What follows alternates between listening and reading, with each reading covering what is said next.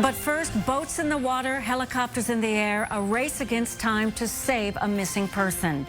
Good evening, I'm Dana Tyler. What started out as a day of fun is now a search and rescue operation in Connecticut. Still no sign of a man who was in a canoe that capsized in Norwalk Harbor on the Long Island Sound. CBS 2's Lou Young live on the scene following this breaking news tonight. Lou?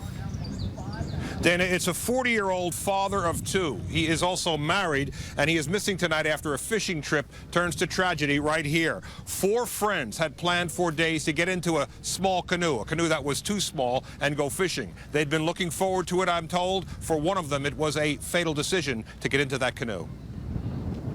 On crowded calf pasture beach, calls for help as an overloaded canoe carrying 4 would-be fishermen sinks in cold water. We saw a little boat tip over, and then there were some people above the water.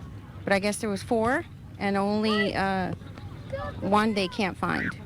And you heard the yells? We did. They were yelling for help. Of the 4 men in this 2-man canoe, 2 had life jackets, 2 did not. The gentleman that we're still looking for did not have a life jacket and did not know how to swim.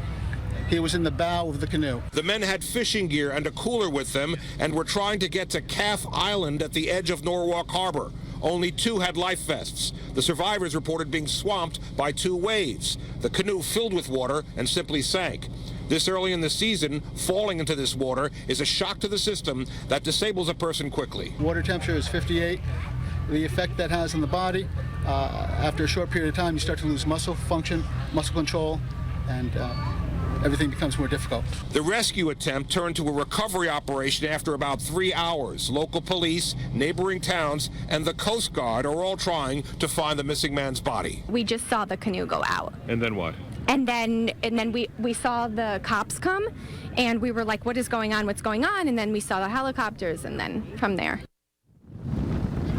The missing man is a Guatemalan immigrant, a mason, I'm told, by trade, who sent money home to his wife and 2 children in Guatemala. Police say they'll continue the search for his remains here as long as the light holds. We're in Norwalk, Fairfield County, Connecticut. Lou Young, CBS 2 News.